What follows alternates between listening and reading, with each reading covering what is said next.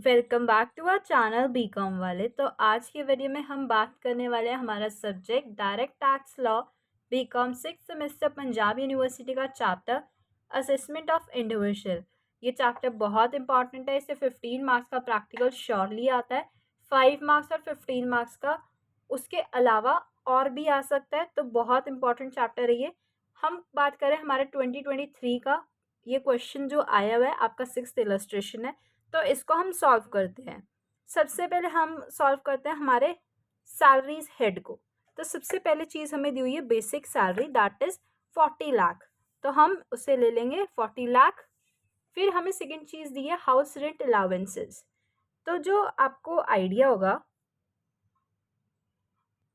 अगर आपने पहले हाउस प्रॉपर्टी या सैलरी चैप्टर नहीं किया, बट स्टिल अगर आप इस चैप्टर में जितने भी क्वेश्चंस हैं उन्हें कर लोगे और उनके जितने भी कंसेप्ट्स आपको आ रहे हैं सैलरी से रिलेटेड, हाउस प्रॉपर्टी के रिलेटेड, तो वो आपके इनफ रहेंगे पेपर में कोई भी क्वेश्चन करने के लिए, क्योंकि सारे क्वेश्चंस आपके इलस्ट्रेशन से ही आने वाले हैं। तो हम जाते हैं हमारा हाउस रेंट अलाउंसेस, जो कि है 90,000 बट 60,000 एग्जम्प्ट है।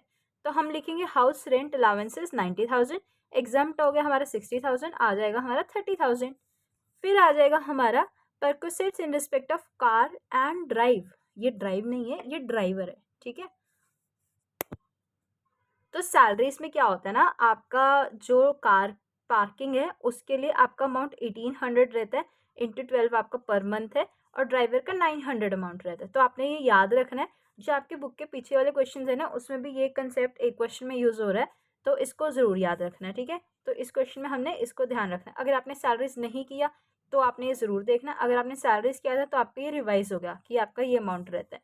तो फिर कार का लिख दोगे, सैलरीज कार और ड्राइवर लिख दोगे, इन दोनों को ऐड ऑन कर दोगे, आपका अमाउंट आ जाएगा। फिर नेक्स्ट है हमारा कन्वीनियंस अलाउड, जो कि है हमारे ट्रैवलिंग ऑफिस यूज़ के लिए। तो ऑफिस यूज़ के लिए हमें दिए हुए हैं 60,000, और एक्सपेंडिचर इनका जो हो रहा है इसके ऑफिशियल पर्पज़ के लिए 59,000। तो हम लिख देंगे कन्वीनियंस अलाउंसेस 60,000, जो पर्सनल ऑफिस के लिए यूज़ हो रहे हैं वो माइनस हो जाएंगे और आपका आ जाएगा 1,000। फिर है हमारा prepaid food voucher 60 into 300 working days, but ये हमारा सिर्फ और सिर्फ 50 डेज़ के लिए होता है, मतलब 10 डेज तक चलता है। उसके अलावा जो बच गया हमारा 50, ये एग्जाम्प्ट हो जाएगा। तो एग्जाम्प्टेड 50 इंटू 300 15,000। तो इसको माइनस कर दोगे, आपका आ जाएगा 3,000। फिर हमारा लीव ट्रैवल कंसेशन, जो कि है 1,95,000 से 183 एग्जाम्प्ट। तो सिंपली 1,95,000 में से एग्जाम्प्ट कर दोगे आप 183, आपका जाएगा 12,000। फिर आ जाएगा आपका नेक्स्ट NPS, जो कि है 12% ऑफ बेसिक सैलरी। तो 12% ऑफ सैलरी कर दोगे, आपका आ जाएगा, फिर ये आपकी ग्रॉस सैलरी आ जाएगी। तो बहुत ईजी था, मतलब ज़्यादा इसमें कुछ नहीं था, बस ये कार और ये वाला ड्राइवर वाला पोर्शन था देखने वाला। फिर नेक्स्ट है हमारा पेमेंट है प्रोफेशनल टैक्स की, जो कि है आपका अमाउंट 2,000। तो ये आपके डिडक्शन में लग जाएगा 2,000, जो हो जाएगा उसको मार्क करते रहेंगे। सैलरीज में हमें पता है स्टैंडर्ड डिडक्शन लगती है, जो कि 50,000 की होती है। तो आप सारा इसको कैलकुलेट करोगे, आपकी वैल्यू निकल जाएगी, ठीक है। अब कैलकुलेशन भी करने बैठेंगे, कंसेप्ट भी देखेंगे, एक एक पॉइंट भी देखेंगे, एक एक क्वेश्चन भी देखेंगे, तो बहुत थोड़ा बोरिंग सा हो जाएगा। तो एक क्वेश्चन आप कर लेना ऐसा जिसके अंदर हम भी कर लेंगे ऐसा क्वेश्चन जिसके अंदर A to Z सारी चीज़ें करेंगे। बट जब आप प्रैक्टिस भी करते हो ना, आप हर चीज़ बस कैलकुलेट मत करते रहा करो, एक बार कैलकुलेटर चला के ज़रूर देख लिया करो। बट कैलकुलेटर चलाने में अब देखो प्लस माइनस ही तो करना है। हमने ये देख लिया क्या प्लस होना है क्या माइनस होना है, और इसके बाद अगर हम यही चीज़ की प्रैक्टिस करते रहेंगे, ये प्लस ये माइनस, तो मेरे हिसाब से वो थोड़ा टाइम कंज्यूमिंग हो जाता। टिल देन, मतलब जब तक आप इसको लिख के नहीं कर रहे हो, सॉल्व करके नहीं कर रहे हो। अब जो बच्चे प्रैक्टिकल करते हैं पेपर में, या जिन्होंने सोच ही रखा था हम तो सिर्फ पूरा पेपर प्रैक्टिकल करेंगे, वैसे तो उनकी बहुत प्रैक्टिस हो जाती है। बट अब जो वीडियो देखने वाले होते हैं, मेरे को लगता है पर्सनली ऐसा लगता है ज़रूरी नहीं है। क्योंकि मैं भी ऐसी ही थी कि मैंने वैसे पेपर में सिर्फ नाम नाम का प्रैक्टिकल किया था। तो उस केस में हम लोगों को सिर्फ ये पता होना चाहिए कि वैल्यू कहाँ डालनी, बाकी कैलकुलेशन हम खुद कर ही लेते हैं, ठीक है। बाकी आप जैसे भी स्टूडेंट हो, कोई बात नहीं, सबका अपना तरीका होता है, हर बंदा हर इंडिविजुअल अपने वे में डिफरेंट होता है, ठीक है। तो अब नेक्स्ट है हमारा हाउस प्रॉपर्टी ABC। तो तीनों चीज़ें हम ले लेंगे। अब अमाउंट ले लिया हमने, ये भी प्लस माइनस हो गया, अब ये वैल्यू निकल जाएगी। अदर सोर्सेज में इसके अंदर सबसे पहला है सेविंग बैंक इंटरेस्ट जो कि माइनस सन के बिहाफ पे है, माइनस सन के ऊपर एग्जाम्पशन लग जाएगी। ये एग्जाम्पशन वैसे 1500 तक होती है, बट हमारा अमाउंट ही 800 है, तो हम 800 तक ही लेंगे और फिर हमारा नेक्स्ट सेविंग बैंक अकाउंट जो माइनर डॉटर के लिए है, उसके अंदर देखो एग्जाम्पशन लगे, मैंने 1500 बताया, 1500 है उसके ऊपर का ले लेते हैं। उसके बाद इंटरेस्ट है सेविंग बैंक अकाउंट एक्स पे, इंटरेस्ट सेविंग अकाउंट उसके ऊपर कुछ भी नहीं लगता, ये डिडक्शन का पोर्शन है। अब यहाँ पे हम सिर्फ असेसमेंट ऑफ इंडिविजुअल की बात करें, डिडक्शन नहीं कर रहे हैं। फिर है पब्लिक प्रोविडेंट फंड और सुकन्या, तो पब्लिक प्रोविडेंट फंड भी आ जाएगा हमारा, जिसके ऊपर एग्जाम्पशन लग जाएगी जितना भी अमाउंट है टोटल। सुकन्या पे भी वैसे तो इनकी ना लिखने की ज़रूरत ही नहीं होती, ये बस दिखाने के लिए लिखा है, क्वेश्चन बिना बात बड़ा करने के लिए, तो इनको ज़रूरत भी नहीं होती, आप बेशक लिखो ही मत। फिर ग्रॉस टोटल इनकम आ जाएगी, फिर हमारे डिडक्शन। अब जो इसका असेसमेंट ऑफ इंडिविजुअल का जो मतलब बच्चों को प्रैक्टिस करते करते लास्ट में कन्फ्यूजन हो जाती है, इसके फॉर्मेट का ना सिर्फ ये ध्यान रखो कि पहले आपने सैलरीज लेनी है, पहले सैलरी, फिर हमारी हाउस प्रॉपर्टी, फिर अगर हमारा बिजनेस है वो ले लिया, फिर capital gain, A B C होता है ना, बी सी, बी के बाद सी ले लिया हमने, एंड फिर हमारा अदर सोर्सेस, ये 5 चीज़ें। फिर इसमें से हमने लेस करनी है, आई गेस वो दिख ही नहीं रहा था, तो लेस कर देनी है हमारी डिडक्शंस जो भी हैं। डिडक्शंस के बाद हमने बस टैक्स लाइबिलिटी निकाल देनी है। तो ये एक फ्रेमवर्क है पेपर में कि मतलब हमने ऐसे चलना है इस ऑर्डर में, ठीक है। अब डिडक्शंस लगा दोगे, डिडक्शन सबसे पहले 80C में आ जाएगी हमारी पब्लिक प्रोविडेंट फंड जो हमने कंट्रीब्यूट किया,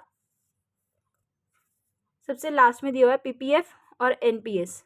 अब एनपीएस कंट्रीब्यूशन की थोड़ी सी कैलकुलेशन है, तो सबसे पहले आ जाएगा इसके अंदर 4 लाख का 10% जो हमारा एक्चुअल अमाउंट है, ठीक है, 10% तक रिस्ट्रिक्टेड होता है, लेकिन जो एम्प्लॉय की सैलरी है उस केस में 1,50,000 तक अलाउड है, तो 1,50,000 और हमारा 50,000 जो एडिशनल रिडक्शन है हम उसे लेंगे, तो ये 2 लाख हो जाएगा। और एनपीएस जो हमने इधर किया था सैलरीज में, एनपीएस 12% ऑफ सैलरी 4,80,000 वो लेंगे, तो ये टोटल हो जाएगा आपका 6,80,000। फिर जो आपकी नेक्स्ट है 80DE ये सारी ये टोटल दी हुई 3,14,400 ये आ जाएगा। फिर आपका टीटीए में जो ये टीटीए और एक सी, ये दो आपके हर क्वेश्चन में है, 80D और एक है 80M, तो वो किसी किसी में है, हर क्वेश्चन में 80C और 80TTA ज़रूर मिलेगा। इंटरेस्ट सेविंग पे, जहाँ पे भी यहाँ पे हमारा सेविंग्स था, सबसे पहला सेविंग्स था, तो उसके ऊपर हमारा 10,000 लगता ही लगता है, ठीक है, रिस्ट्रिक्टेड है उस अमाउंट तक। फिर आप कर दोगे टैक्स लाइबिलिटी निकाल दोगे, पहले के ऊपर 5।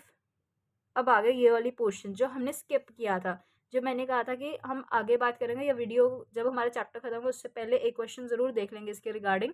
अब जो टैक्स लाइबिलिटी होती है under old tax regime, old tax regime की बात करें हम, टैक्स लाइबिलिटी की निकालने में पहले 2,50,000 के ऊपर हमारा निल लगता है, नेक्स्ट 2,50,000 पे 5%, नेक्स्ट 5 लाख पे 20%, जो इसके बाद हमारा नेक्स्ट जो बैलेंस रह जाता है उसके ऊपर 30%। तो ये चाहे इसका स्क्रीनशॉट ले लो, ये बहुत इंपॉर्टेंट चीज़ है और ये हर क्वेश्चन में यही एप्लीकेबल है, ठीक है। अंडर ओल्ड टैक्स रिजीम हमारा ये केस था। फिर इसके बाद सरचार्ज, मैंने सरचार्ज बताया था, बुक में कोई भी क्वेश्चन नहीं जिसके ऊपर सरचार्ज लग रहा है तो वो निल हो जाएगा। सेस हमने ऐड कर दी 4%, टोटल टैक्स पेबल निकल गया हमारा। अब जो हमारा नेक्स्ट क्वेश्चन है, इस क्वेश्चन में मैं आपको इम्पोर्टेंट क्वेश्चन बता देती हूँ क्या है, बाकी पूरा क्वेश्चन सेम ही है। देखो इसके अंदर हमारा हाउस रेंट अलाउंसेस है, उसके ऊपर ये जो एग्जम्पशन वाला पार्ट है ना, ये थोड़ा इंपॉर्टेंट है क्योंकि ये अलग है जो आपको आगे नहीं मिलेगा। बाकी सिंपल सैलरी लिख दिया, बोनस लिख दिया, हाउस रेंट। अब जो हाउस रेंट के ऊपर 3 एग्जम्पशन में से कोई भी जो भी हमारी सबसे ज़्यादा होती है उसको हम एग्जाम्प्ट करते हैं, सबसे कम वाली को एग्जाम्प्ट करते हैं। तो अब एक्चुअल HRA हमारे क्वेश्चन में था 33,000 का, या फिर हमारा लगता है जो हमने रेंट पे कर दिया उसमें से रेंट पे हमारा कितना हुआ है, यहाँ पे क्वेश्चन में दिया होगा हमें, तो उसमें से जो भी हमारा 10% ऑफ सैलरी है वो निकल जाता है, जो आपके सैलरी का 10% है, और एक होता है 50% ऑफ सैलरी। इन तीनों में से जो भी सबसे कम होता है वो हम एग्जाम्प्ट कर देते हैं।